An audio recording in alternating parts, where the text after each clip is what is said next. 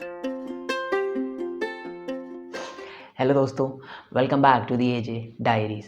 सो दोस्तों, बेसिकली ये एक रिक्वेस्ट थी मेरे कुछ फ्रेंड्स के ज़रिए, जिन्होंने मुझसे ये कहा कि इस कोविड के टाइम पे, इस लॉकडाउन के टाइम पे एक प्रॉब्लम है जो सबके साथ बहुत कॉमन है।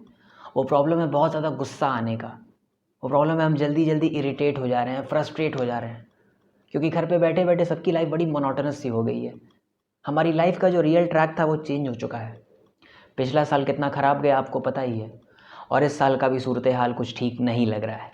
एनीवे, तो बेसिकली अगर आप देखें तो हम इस कोविड को और इस लॉकडाउन को अगर हम निकाल दें तो कई लोग ऐसे होते हैं जो वैसे भी उनके नेचर में गुस्सा बहुत होता है, उन्हें गुस्सा बहुत ज़्यादा आता है। कई बार तो मैं लिटरली सोचता हूँ कुछ लोगों को देखने के बाद कि इतना गुस्सा वो स्टोर कहाँ करते हैं, इतना कोई कैसे गुस्सा हो सकता है, इतनी नफ़रत के साथ, इतने गुस्से के साथ, इतने आक्रोश के साथ कोई कैसे जी सकता है। कई लोग को देख के लिटरली अंदर से ऐसी फीलिंग आती है। एनीवे, हम यहाँ इस बारे में बात नहीं करेंगे कि गुस्सा किन्हें आता है, कैसे आता है। हम बेसिकली बात करेंगे कि इस गुस्से से छुटकारा पाने का तरीका क्या है। देखिए, सबसे पहले तो जिन्हें गुस्सा बहुत ज़्यादा आता है उनके बारे में मैं कुछ बातें आपको बता दूँ। गुस्सा आने के नुकसान क्या है बेसिकली। जो बहुत ज़्यादा गुस्सा करते हैं वो कभी भी शांत दिमाग के नहीं रहते, उनका दिमाग कभी भी पीस ऑफ माइंड पे नहीं रहता। वो लोग जनरली बहुत अनकंफर्टेबल रहते हैं। वो लोग अपनी लाइफ में कभी किसी चीज़ को लेकर सेटिस्फाइड नहीं रहते हैं, और सबसे बढ़ के उनकी किसी से बनती नहीं है। उनके रिश्ते हर किसी से ख़राब हो जाते हैं उनकी ज़बान की वजह से। अपने टेम्पर को कंट्रोल करना बहुत ज़रूरी है, बहुत ज़्यादा ज़रूरी है। कई बार गुस्से में हम किससे क्या बोल रहे हैं हम इस बात को भूल जाते हैं। हमारे सामने हमारे पेरेंट्स हैं, हमारे फ्रेंड्स हैं, हमारे घर के लोग हैं, टीचर्स हैं, ऑफिस में कोई है, हम इस बात को भूल जाते हैं क्योंकि गुस्से में हमारे सेंसेस काम नहीं करते हैं।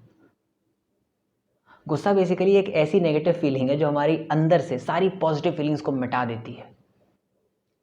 This is something which we all need to understand.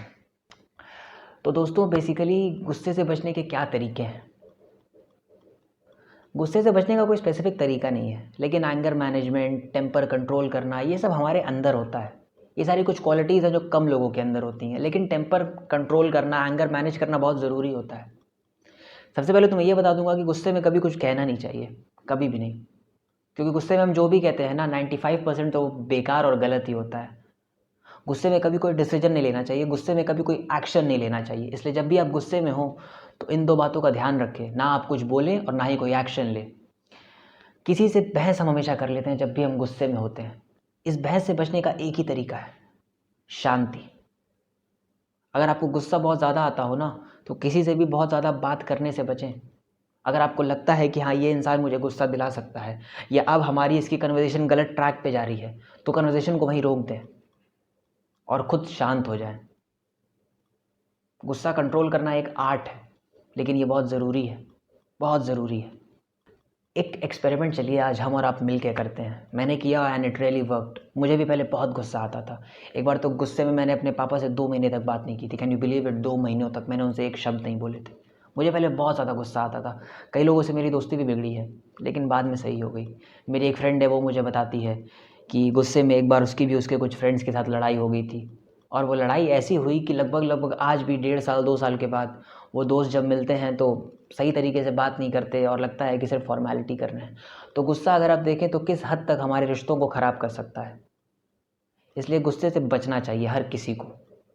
जब भी गुस्सा आए तो ये एक्सपेरिमेंट करिएगा। हो सके तो बहुत ज़ोर से गुस्सा आने पे ना तुरंत वहाँ से निकल जाइएगा, कहीं अकेले हो जाइएगा और अपने आप से ये बात अपने दिमाग में कहिएगा, no, anger is not good and I know I can handle this situation without losing my patience. I know I can handle this. I can do this. और हो सके तो दिमाग में ही बोलिएगा, peace, peace, peace. At least 10 times, 20 times say this.